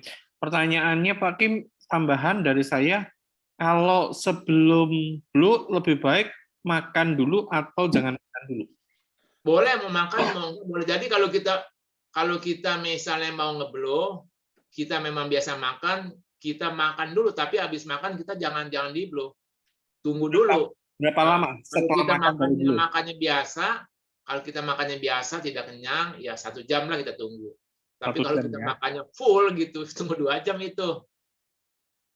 Nah, kalau misalkan kita makan terus langsung blow, kira-kira apa resikonya Pak Kim? Ketika kita setelah makan langsung kita blow, impact-nya ke dalam tubuh kita apa? Jadi waktu kita makan itu kita mengaktifkan energi di badan kita, sedang metabolisme kita sedang tinggi. Kemudian kita tambahkan lagi dengan blow. Metabolismenya tinggi lagi, jadi 2 macam itu. Kalau tubuh kita itu dipaksakan, kalau kita agak kuat nanti dia bisa menimbulkan hal-hal yang kita tidak inginkan. Dia pusinglah kepalanya atau pingsan lah dan lain sebagainya. Begitu Pak Yo. Oke. Ya. Nah, Pak Kim, ini ada satu pengalaman nih saya pribadi kemarin saya terapi, saya di blow gitu ya, tapi memang nggak terlalu lama, paling sekitar 10-15 menit. Terus pulang dari terapi karena kehujanan saya lupa, jadi saya mandi.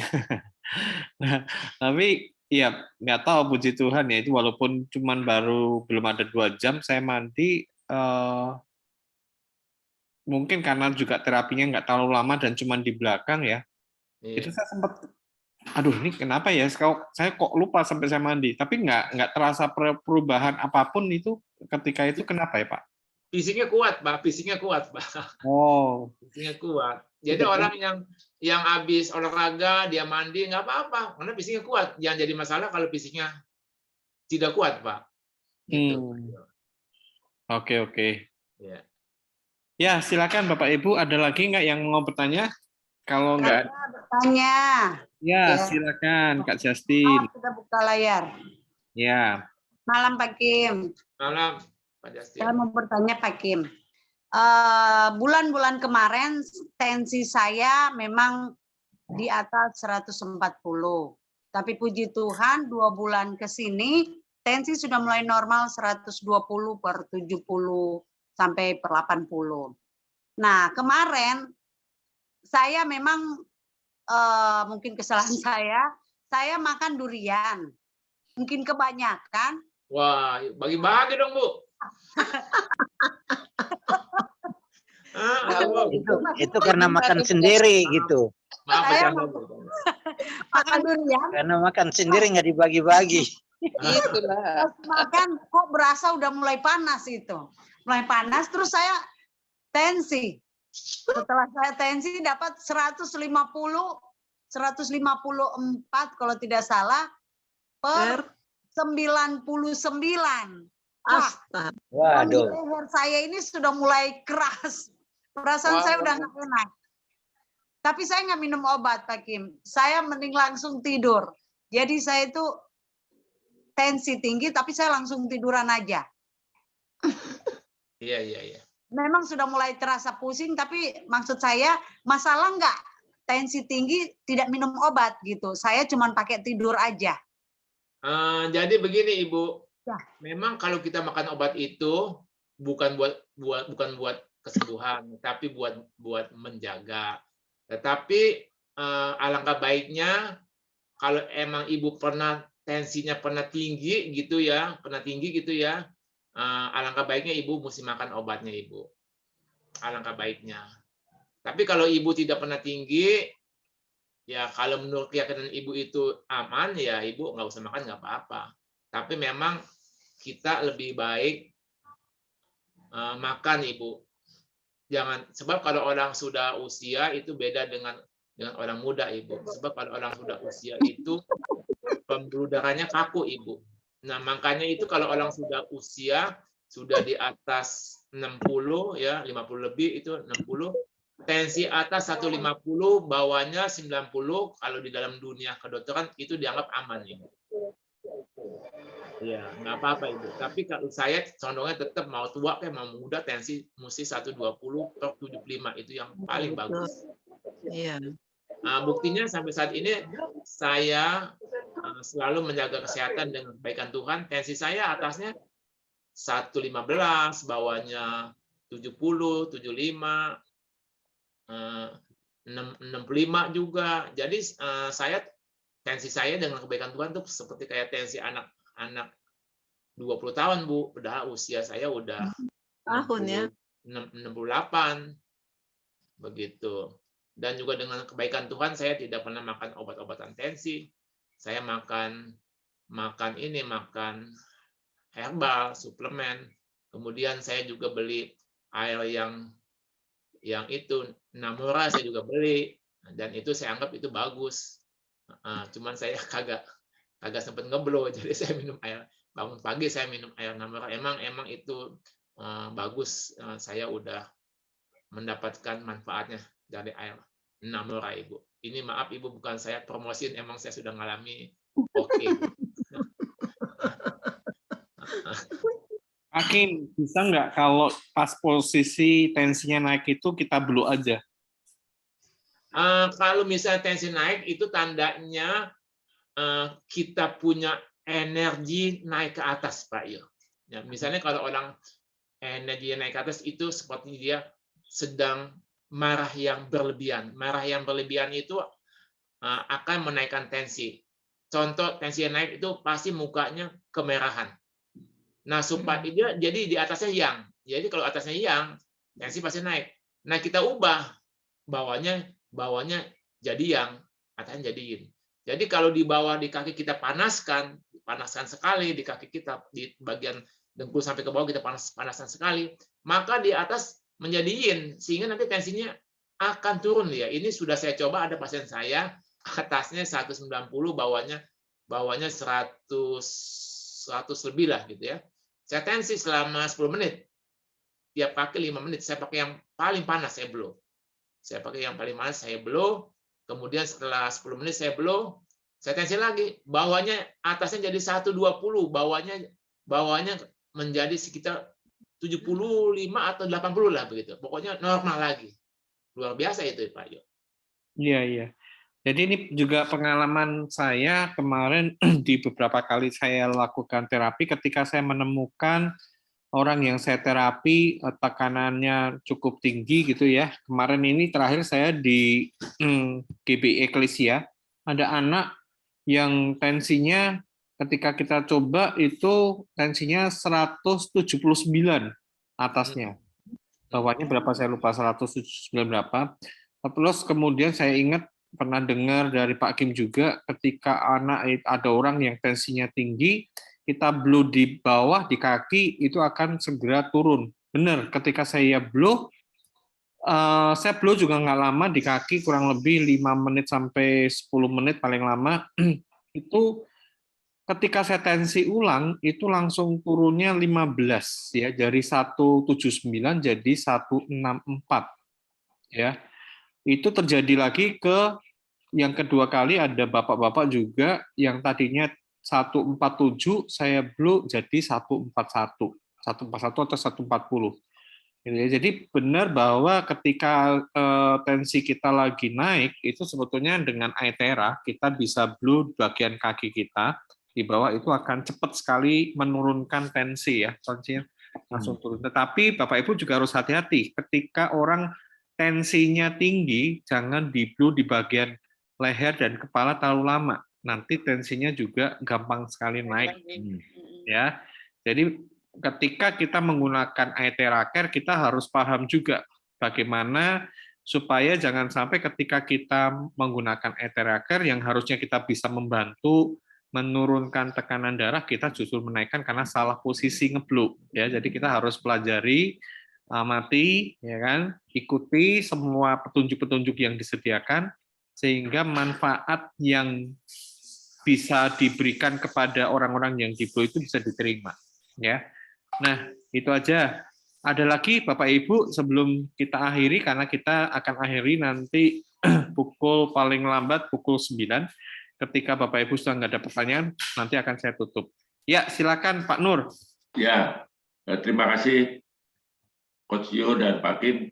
Sedikit Ya, Pak. Sama-sama, kaitannya dengan menjaga kesehatan jantung. Sementara ada orang bilang di dalam posisi tidur itu yang aman, katanya miring ke kanan supaya jantungnya tidak bermasalah begitu. Benarkah ini apa mitosnya? Terima kasih Pak Kim. Ya, jadi jantung itu adanya di agak ke sebelah kiri, Pak. Jadi kalau kita tidur ke sebelah kanan, ya, ke sebelah kanan Pak ya. Ya. Nah itu meringankan kerja jantung. Jadi dia tidak tertekan, Pak. Nah ini kalau menurut logika ini benar, Pak. Jadi kalau Bapak tidur ke sebelah kiri, jantungnya kena tertekan karena jantung itu condong ke sebelah kiri, Pak. Tetapi yang tadi saya bilang jantung itu dilindungi, Pak. Jantung itu dilindungi oleh perikardium dan juga jantung itu dilindungi oleh tulang-tulang iga kita, Pak. Jadi sebetulnya sih aman-aman saja, Pak. Gitu, aman-aman saja. Karena organ yang lemah itu Tuhan sudah ciptakan perlindungan yang kuat, Pak. Otak kita lemah, Pak. Otak kita tuh sangat lembek sekali, Pak. Lembek sekali. Dia dilapisi oleh membran air, Pak. Kemudian dia juga dijaga oleh tempurung otak, Pak. Jadi Tuhan itu sudah menjaga ini jantungnya lemah nih. Udah dijaga, Pak. Tapi ya alangkah baiknya kalau Bapak pengen tidur ke sebelah kanan sehingga tidak membebani jantung, boleh Pak. Tapi sekalipun Bapak tidur ke sebelah kiri juga itu sudah dilindungi oleh perikardium, dilindungi oleh iga-iga kita, Pak, dan aman-aman aja, Pak, gitu. Tapi alangkah baiknya kalau Bapak mau begitu ya lebih bagus lagi, gitu. Kalau kita miring ke sebelah kanan, nanti masalahnya kena apa, Pak? Organ lambung, Pak. Lambungnya kena ketekan, Pak. Dia sakit lagi. Jadi gini lah, Bapak ganti-ganti lah nanti malam tidur ini ke sebelah kanan, nanti ke sebelah kiri supaya organnya jangan sampai mendapat tekanan yang Berlebihan. menyambung begitu, Pak Nur. Ya, Pak Nur, jelas ya? Ya, terima kasih. Ada satu Atau lagi mengenai soal minum obat untuk tekanan darah tinggi. Karena aktivitas kegiatan kita itu kan biasanya mulai pagi hari, Mr. Kim. Dan kalau diminum malam itu ada manfaatnya nggak ya obat tekanan darah tinggi? Nah, obat darah tinggi itu macam-macam, Pak. Jadi ada obat darah tinggi yang berjalannya lambat, maka itu ada obat yang darah tinggi dimakannya malam, Pak. Dan dia nanti kerjanya besok pagi, Pak. Kayak amlodipin itu ada amlodipin tertentu itu dimakannya malam. Jadi sebetulnya kerjanya besok dia itu. Jadi prosesnya lambat ya, Pak. Jadi ada obat yang makannya efeknya segera cepat sekali, Pak. Jadi macam-macam, ada obat darah tinggi yang efeknya segera cepat itu seperti obat darah tinggi yang diletakkan di bawah lidah, Pak. Jadi tergantung obat darah tingginya apa gitu, Pak. Jadi kadang-kadang kita bilang, orang gue darahnya kalau pagi-pagi naiknya pagi-pagi tinggi kok makannya malam ini gitu. Salah ini gitu. Jadi sebetulnya obat yang dimakan jenis yang mana gitu. Ada yang cepat dan ada yang lambat. Begitu, Pak. Ya, terima kasih, Mr. Kim. Ya, sama-sama. Ya, silakan Ibu. Siapa? Ibu Elizabeth ya? Mau tanya ya tadi ya? Iya, tadi ada suara siapa gitu. Tadi siapa? Ada lagi yang mau bertanya? Saya hanya mau tanya terakhir aja, Coach. Pak Kim, itu ada beberapa orang yang saya tahu suka keringatan di tangan sama kaki, telapak kaki. Anak saya juga gitu, cuman apakah ini mitos atau benar ini ya? Ada hubungannya dengan jantung katanya. Apa benar gitu ya, Pak Kim? Ya, jadi begini tak kasih tahu Ibu. Kalau tangan berkeringat itu ya di dalam jalur pengobatan TCM, tradisional Chinese medicine, tangan berkeringat itu, tangan di sini ada meridian yang melaluinya. Di sini ada meridian jantung ya. Di sini juga ada meridian pelapis jantung. Di sini juga ada meridian paru ya. Di baliknya ada meridian usus kecil, ada meridian usus besar ya. Kemudian di sini ada satu lagi meridian usus kecil ya, ada sansiao ya, ada 6 jadinya. Jadi kalau dia berkeringatnya ada di daerah lebih banyak di daerah jantung, maka kemungkinan dia itu adalah gangguan jantung ya. Tetapi kalau lihat tangan berkeringat, ini artinya dia gangguan di ciao atas, Ibu. Ciao atas itu adalah perikardium, jantung, dan paru. Jadi kalau tangan berkeringat ini ya gangguannya ya minimal ini Bu, 3 Bu. Bisa jantung, bisa lang ya, Paru? bisa pelapis jantung. Oh gitu. Ya. Jadi kalau Ibu pengen tahu persis gangguannya apa, tangannya berkeringat gangguannya apa, kita mesti melakukan pemeriksaan, Bu. Melalui tanya jawab dan lain-lain, dari hasil pemeriksaan itu kita bisa simpulkan tangannya berkeringat itu penyebabnya apa, Ibu. Tangan apa kaki juga gitu, Pak Kim? Kalau kaki beda lagi. Kalau kaki berkeringat itu hubungannya sama ciao bawah, Ibu. Ciao bawah itu adalah ginjal, usus kecil, usus besar, Ibu, ya. Termasuk itu juga ada prostat di situ, Ibu. Nah, jadi hubungannya sama organ di bagian bawah, Ibu. Oh, ya. Pantesan dia bilang ini ada gangguan, pernah ke dokter sih. Ginjalnya sedikit terganggu katanya. Oh, itu pengaruh dampaknya di keringat di kaki ya. Ya. Jadi dia itu pokoknya kalau dia tangan berkeringat itu tangan doang ya, berkeringat itu bisa juga dia itu ada kecemasan juga bisa, Ibu. Makanya untuk tahu dengan pasti biasanya saya melakukan serangkaian diagnosa Ibu Kesya. Iya, ya. Begitu Ibu Kesya. Makasih Pak Kim.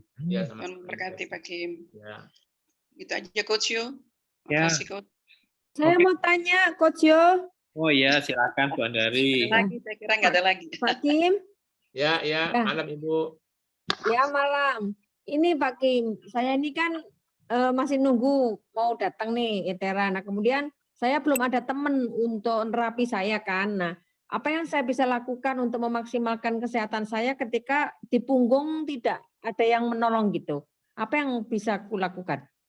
Nah, Ibu kalau di punggung Terima tidak kasih. bisa, Ibu bisa ganti blow di depan, Ibu. Depannya. Ya, di depan Ibu bisa blow, Ibu blow-nya tuh di atas pusar, Bu. Jadi Ibu blow di bagian perut, Ibu. Bagian perut Ibu blow, kemudian sampai ke samping iga, Ibu. Ibu blow itu, Bu. Ya. Jadi kalau Ibu blow di perut sampai ke samping iga, itu sama juga Ibu sudah melakukan terapi kepada 12 organ, Bu. Yaitu paru, usus besar, lambung, limpa, jantung, usus kecil, kantong kemih, ginjal, perikardium, tipe panas, kantong paru, hati. 12 macam organ Ibu sudah lakukan terapi, Ibu. Nah, cuman bedanya kalau Ibu terapi di belakang itu ada sumsum tulang, ya. Ada sumsum tulang merah. Jadi Ibu kalau pengganti sumsumnya Ibu blow di tulang kering Ibu blow, di tulang paha Ibu blow. Itu pengganti ngeblow di tulang belakang Ibu. Cuman memang jauh lebih bagus di tulang belakang. Tapi kan Ibu kan di belakang susah gitu. Ibu blow di tulang paha aja. Tulang paha sama tulang kering Ibu blow.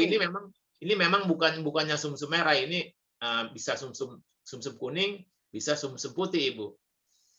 Nah, sumsum merah itu adalah bahan baku pembuat stem cell yang paling baik, Ibu. Oh gitu ya. Nah, Kim, terima kasih. seperti lipatan-lipatan tetap bisa dilakukan kan ya, dari depan. Alangkah baiknya kalau Ibu punya waktu, itu bagus itu buat mengaktifkan limpatik Ibu. Ibu kalau mau diketiak itu artinya Ibu mengaktifkan kelenjar limpatik Ibu. Kelenjar limpatik itu berhubungannya dengan daya tahan tubuh kita, Ibu, dengan leukosit, dengan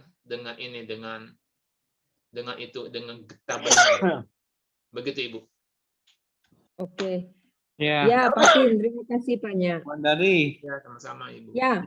Ini ada tips ini Bu Andari ya, sedikit tips untuk Bu Andari supaya bisa blow tulang punggung belakang. Ya. Sama seperti yang saya juga alami, saya juga kadang-kadang bingung juga nih mau ngeblow di tulang punggung belakang nih. Siapa yang mau saya suruh ngeblow tulang punggung belakang ya? Saya udah ratusan ngeblow tulang punggung belakang orang, tapi saya sendiri kalau dihitung baru puluhan di blow di Saya aja, Pak Ayo. Saya yang blow, Pak Ayo. Nah, ini saya ada tips ya, Bapak Ibu. Ini juga bagus tipsnya. Jadi Bapak Ibu coba kenalkan alat itu juga kepada orang-orang di sekitar Bapak Ibu. Jadi tentunya Bapak kan punya tetangga. Ajak satu orang dikenalkan produk itu, kemudian suruh dia tiap hari datang untuk di-blow ya. Karena manfaatnya kan bagus. Nah, setelah Bu Andari ngeblow, minta tolong gantian dia ngeblow Bu Andari. Baik. Itu saling melengkapi kan, kita juga dapat di blow. Itu sudah saya lakukan dengan Pak Steven tuh. Ini Pak Steven ada di sini. Jadi ini belakangan kita agak bolong-bolong, tapi dulu kita lakukan itu. Jadi kami gantian sama Pak Steven ini, saya ngeblow Pak Steven, nanti habis selesai Pak Steven ngeblow saya, gitu ya. Jadi terus volumenya gimana, Coach? Itu yang paling kecil dulu gitu toh. Saya kok kan belum pernah. Ketika Bu Andari mencoba panasnya nanti rasanya misalkan dengan volume 3 itu Bu Andari bisa terima dengan baik, nggak terlalu kepanasan, ya pakai aja volume 3 nggak apa-apa. Tapi kalau volume 3 Bu Andari masih terlalu panas rasanya, ya coba dulu dengan volume 1 atau 2. Ya, nanti kalau sudah terbiasa, ya baru pakai volume 3 gitu. Ya, siap. Itu yang dilakukan Pak Septian itu kan ngeblow wajah tuh. Jadi ya, emang kita bisa sendirian dan tutup mata gitu ya? Ya, kalau blow wajah pakai 2 aja yang nggak terlalu kenceng bisa. Ya. Baik. Terima kasih. Iya, Ibu Eva, silakan Ibu Eva. Ya, di situ saya. Ya, Ayo. Tanya, bagaimana kalau dengan jantung bocor, kasus jantung bocor? kasus jantung bocor Pak Kim gimana Pak Kim? Tadi bukan udah itu dijelasin? Tadi udah dijelasin. Iya, saya belum masuk mungkin ya. Oh iya nggak apa-apa. Jantung bocor itu Ibu, itu klep jantungnya tidak bisa menutup sehingga jantung itu bocor. Tanda-tanda jantung bocor itu adalah detak jantungnya melebihi daripada batas umum. Batas umum itu detak jantung yang aman adalah dalam keadaan santai adalah 90 Ibu ya, detak jantungnya. Jadi itu biasanya gangguan klep. Nah, gangguan klep ini bisa terjadi gangguan klep ini karena kelelahan yang berkepanjangan Ibu. Jadi hari ini capek, besok capek, lusa capek, minggu depan capek, bulan depan capek, sepanjang tahun capek. Ini jadi klep jantungnya terganggu Ibu. Nah, untuk supaya klep jantungnya bagus Ibu, nah itu Ibu tetap melakukan, mesti ada waktu bekerja, mesti ada waktu istirahat. Kemudian pola makannya untuk saat ini yang saya pernah lakukan kepada pasien saya yang bocor jantung, ya dia sangat berat sekali. 3 langkah aja udah nggak mengapan Ibu. Jadi 3 langkah jalan udah nggak mengapan dia itu. Dia saya minta selain di akupuntur dia minum jusan daripada umbi teratai yang ada di layar ini Bu ya, dia ini. Nah, kemudian saya minta konsumsi bawang putih. Saya minta dia juga konsumsi Swan Chowden. Swan Chowden itu herbal untuk mengatur kerja otak. Jadi supaya otaknya menjadi tenang, nyaman, damai, itu Swan Chowden 3 macam ini. Jadi setelah dilakukan selama 1,5 bulan dengan tusuk jarum, jantungnya kembali normal lagi. Detak jantungnya menjadi 70 atau 75. Waktu itu detak jantungnya 120 lebih, Bu. Begitu, Ibu. Iya, soalnya menurut dokter saya tuh 3 yang bocor. Ya. Tapi dokter tuh bingung juga. Dokter tanya saya kalau ada sesak, saya bilang tidak. Tekanan juga. Jadi dokter tuh bingung. Berarti Ibu tuh kuat katanya gitu. Jadi kalau Ibu mah saya lihat ini mah aman Ibu. Kalau ini Bu jalannya udah susah Bu. Tiga langkah udah ngapan dia pelan, diem lagi, jalan lagi, ngapan lagi. Iya, udah saya melihatnya ini udah hopeless, udah ini bisa baik nggak gitu.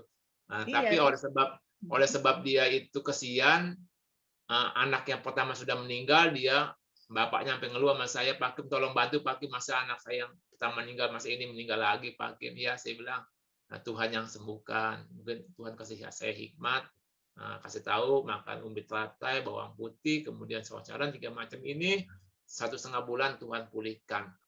Detak jantungnya sudah bagus. Saya bilang ini kalau detak jantung sudah bagus artinya anak Bapak sudah sembuh. Silakan Bapak cek ke rumah sakit, dicek betul sudah sembuh. Oh begitu, baik. Begitu. Terima kasih. Iya. Pak Kim, tanya. Iya Pak. Terima kasih Pak Kim. Nah, tadi sore saya ada pelayanan pelepasan orang dari Jogja. Nah, terus langsung lemas, nggak bisa ini. Terus mau pulang, mau gonceng motor kan susah. Nah, akhirnya saya ingat, wah saya mau terapi. Nah, jadi rupanya itu dari garis keturunan ya, dari Keraton Jogja, Keraton Solo, waduh macam-macam. Jadi memang kekuatan spiritnya keluar, jadi dia lemah ya. Nah, tapi sudah kurang lebih 1,5 jam dia masih lemah. Udah langsung saya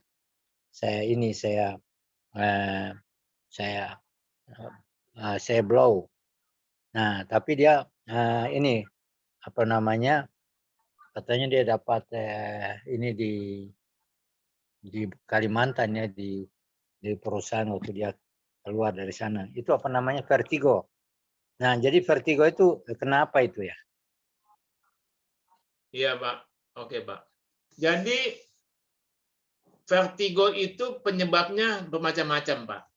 salah satu yang menyebabkan vertigo, satu adalah dari lambung, sakit lambung bisa menyebabkan vertigo, Pak. Itu satu.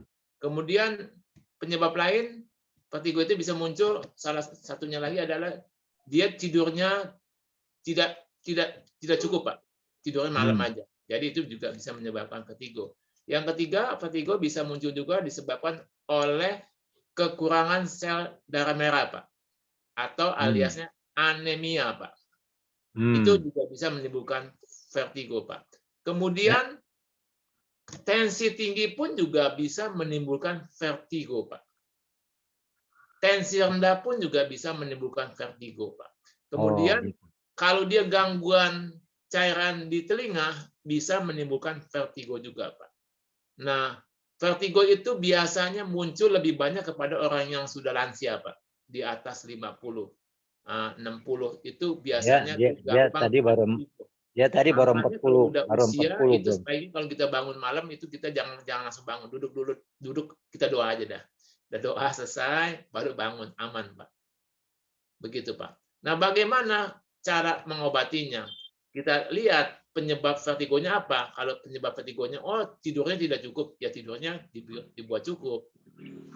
Nah, ternyata vertigonya dikarenakan anemia, kekurangan sel darah merah, ya kita menambahkan sel darah merahnya, Pak. Makan buah bit, kemudian makan buah naga, ati ayam, dan lain sebagainya. Begitu, Pak. Ya. Oh ya. Jadi tadi setelah saya ini flow, jadi ini juga karena dia memang saya tanya hipertensi darah tinggi enggak, malah rendah, ya udah nggak apa-apa. Jadi saya tadi flow di wajahnya juga dengan yang rendah. Tapi puji Tuhan setelah di blow, wah, saya bilang sehat ya. Ya udah akhirnya pulang dia kan digonceng motor. Ini orang dari Jogja nih, kemarin. Ya jadi kira-kira gitu, Hakim. Nanti saya mau tanya dia dulu. Dia sampai di mungkin perjalanan bisa 2 jam kalau pulang tadi jam sekitar pulangnya sekitar jam 6 lewat, 6 seperempat lah. Ya. Oh gitu ya, jadi vertigo ya. Jadi Bapak lihat kalau mukanya pucat itu pasti vertigonya disebabkan anemia, Pak, kekurangan sel darah merah, Pak. Kalau mukanya merah, Pak, menyala, itu pasti vertigonya disebabkan darah tinggi, Pak. Oh gitu, ya. Iya. Ya. Jadi kalau jadi di blow itu di daerah ini aja ya, di bagian kepala ya. Ya, jadi Bapak kalau ngeblow di bagian kepala, Bapak mesti pastikan tensinya bagus, Pak. Ya. Jadi makanya sebaiknya kita kalau mau ngeblow di bagian kepala nih, dia misalnya sakit kepala, kita tanya, Bapak punya riwayat penyakit tensi nggak? Dia bilang ada, langsung kita bilang lagi, pernah tinggi nggak? Pernah. Nah itu udah mesti hati-hati, Pak. Ya, makanya saya tanya dulu. Enggak, dia bilang saya bukan darah tinggi malah rendah. Ya udah, makanya saya berani di kepala gitu. Ya, itu malah kalau darah rendah mesti di kepala, Pak, di blow, Pak. Ya, puji Tuhan setelah di blow malah dia segar lagi, udah pulang gitu. Puji Tuhan. Ya. Tapi Pak Ais, tambah sedikit, itu kalau menurut Dr. Ferdianto kan kalau kita selesai di terapi nggak boleh kena angin, AC.